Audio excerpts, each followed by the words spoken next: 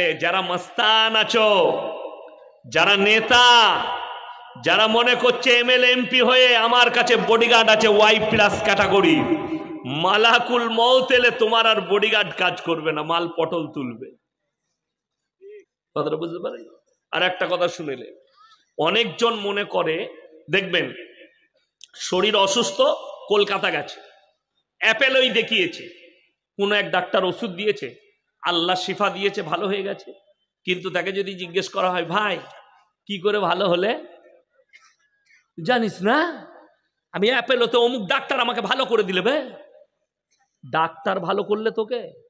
আর আমাদের ডাক্তাররা এত ভালো, আপনি একটা কোনো রুগীকে নিয়ে যান, দিয়ে অপারেশন করুন, যদি রুগীটা চাঙ্গা হয়ে যায় এক সপ্তাহ পরে গিয়ে যদি বলেন, স্যার আমার মায়ের অপারেশন করলাম, একদম আমার মা চাঙ্গা, কি বলবে জানেন? এমনি নাকি, কচু খেয়ে পড়াশোনা করেছি, এটা লন্ডনে পড়াশোনা করেছি, এটা লন্ডনের সার্টিফিকেট, এটা আমেরিকার, এটা জাপানের, এটা জার্মানের। আর যদি মরে যায় অপারেশন করতে গিয়ে, তখন আর সার্টিফিকেট দেখাবেন কার দিকে? আল্লাহর হাত। আল্লাহ বললে কত বড় নেমো খারাপ, মরলে আমার দোষ, ভালো হলে তখন বুক চাপড়িয়ে বলছে, এমনি নাকি, কচু খেয়ে পড়াশোনা করেছে, আমার বাপ লন্ডন থেকে পাশ করাইছে। নেমো খারাম। রুগী সুস্থ হলে বলো, আমি তো বাহানা, আল্লাহ সুস্থতা দান করেছে। ওষুধ বাহানা, আল্লাহ সুস্থতা দান করেছে। মানুষ বুঝে না, ওই জন্যে আল্লাহর কসম করে বলছে, আল্লাহ কোরআনে বললেন, ইন্নাল ইনসানা খুলিকা হালুয়া, আমি মানুষকে অসহায় আর দুর্বল সৃষ্টি করেছি। আমি কিন্তু এখনো বায়ান শুরু করি নাই, আপনারা বলছেন বায়ান শুরু করে দিয়েছি। আমি বায়ান শুরু করে দিলে তো এমনি লয়, খালি ঘা করব, সকালে ওষুধ লাগাবেন। আমি আল্লাহকে চিনাচ্ছি আপনাদিকে। কাকে চিনাচ্ছি? আল্লাহকে, আল্লাহর বড়াই, আল্লাহকে। পৃথিবীর মানুষ আল্লাহর কাছে দুর্বল, যার কাছে যত শক্তি আসুক, যত সামরিক বাহিনী চলে আসুক, আল্লাহর কসম আল্লাহ কোরআনে বললেন, ইন্নাল ইনসানা খুলিকা হালুয়া, আমি মানুষকে অসহায় আর দুর্বল সৃষ্টি করেছি, মানুষ সবল নয়। আমরা যারা এখানে বসে আছি, বক্তা, সভাপতি, সেক্রেটারি, কমিটি, আপনারা নারী পুরুষ, আল্লাহর কসম খেয়ে বলছি, আমরা যে জীবিত আছি নিজের ইচ্ছায় লয়, আল্লাহর ইচ্ছায়, আল্লাহর কৃপায়, আল্লাহর দয়ায় আপনি বেঁচে আছেন। আমার আল্লাহ যখন ইচ্ছা যাবে আপনাকে মৃত্যু দান করতে পারেন, ঠিক কিনা? পৃথিবীর একটা জানদার নিজের ইচ্ছায় বেঁচে নেই, সকলের জান আমার আল্লাহর কবজায় আছে। আল্লাহ ইচ্ছা করলে জান কবজ করতে পারেন। তাইলে আপনার মূল্য রইল কোথায়? আপনার মূল্য ততক্ষণ আপনি যতক্ষণ বেঁচে আছেন, ততক্ষণ। যখন মায়ের পেট থেকে জন্মলেন, তখন জিন্সের প্যান্ট গেঞ্জি পরে না খালি গায়ে? কথা বলেন। খালি গায়ে, ন্যাংটো অবস্থায় প্লেটে করে নিয়ে এসে দেখায় নার্সরা, এই দেখো তোমার বেটা হয়েছে, ন্যাংটো পুন্দা, কাপড় নাই। যেদিনে মারা যাবেন, ইয়াসিনের শরীরে এই ড্রেস, এই ঘড়ি আর থাকবে না, এই জ্যাকেট থাকবে না, থাকবে শুধু একটা কাপড় ঢাকা কেতা। তারপরে লাগানোর পরে কিনা একটা কাফন লেপটিয়ে আমাকে ওখানে শুইয়ে দিয়ে আসবে, সঙ্গে কিচ্ছু যাবে না। কিসের অহংকার করেন? ন্যাংটো এসছেন, ন্যাংটো যাবেন। যা কিছু সম্পদ দেখছেন আল্লাহর কসম পড়ে থাকবে। আপনি মরে যাবেন, আপনার সন্তানরা মালিক হবে, ওয়ারিসরা মালিক হবে। সে মারা যাবে, তার ওয়ারিসরা মালিক হবে। এটাই তো আল্লাহ পৃথিবীর পরম্পরা করেছে।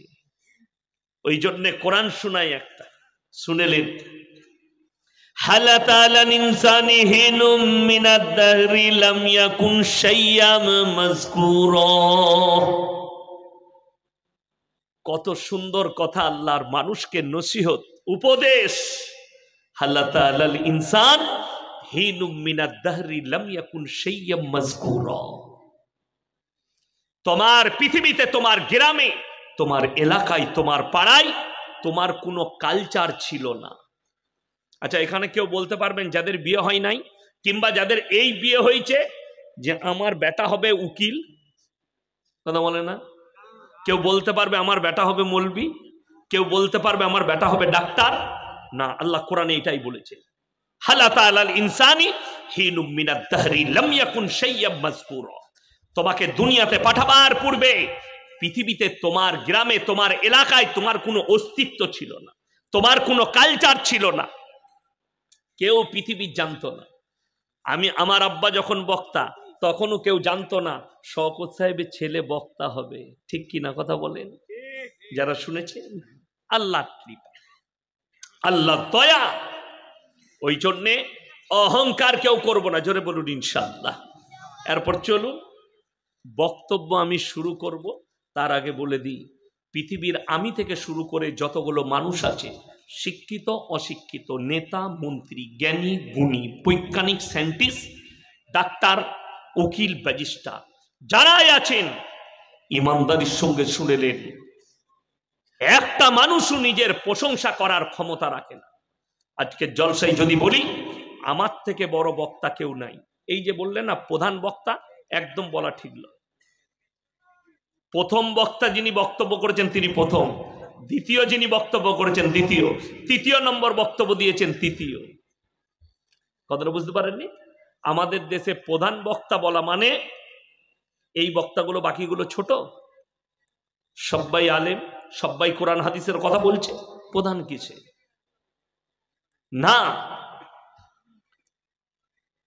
বিশ্বাস করুন একটা মানুষও নিজের প্রশংসা করার ক্ষমতা রাখে না। আমি যদি বলি আমার মতো বক্তা নেই, জানবেন এই বক্তা মূর্খ। কেউ যদি বলে আমার মতো আলেম নেই পৃথিবীতে, সে আলেম মূর্খ।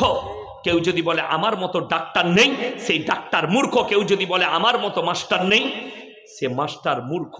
কেন? একটা মানুষ, তুমি কেমন পাড়ার লোক বলবে, দেশের লোক বলবে, তোমার এলাকার লোক বলবে, না না ডাক্তারবাবু খুব ভদ্র মানুষ, লোকের সেবা করে, নামাজি মানুষ, আরে মাস্টার সাহেব খুব ভালো মানুষ, দিনদার লোক, আরে এই মৌলী সাহেব খুব আখলাকি এখলাসওয়ালা লোক, এটা লোকে বলবে, তোমাকে না। আমাদের দেশের একটা লোকের গুণ আছে ভালো, যদি কোনো রকম নামাজ পড়ে, কোনো বাইরের লোক এসে কিংবা কোনো মৌলী সাহেব এসে জিজ্ঞেস করলে তোমাদের গ্রামের লোক কিরকম গো,